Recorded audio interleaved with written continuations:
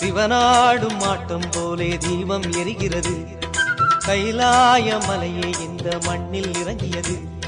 கார்த்திகை மாதம் சிவனடியாரின் கூட்டம் பெருகியது. கடலோ கடலின் அலையோ எனவே கிரிவலம் நடக்கிறது. ஆலயமணியோ ஓயாதொலிக்க பூஜை நடக்குது. ஈசன் அருளை பெறவே நம்மை அருணை அழைக்குது.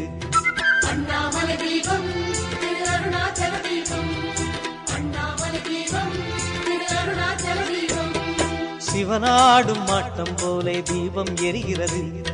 கைலாய மலையே இந்த மண்ணில் இறங்கியது.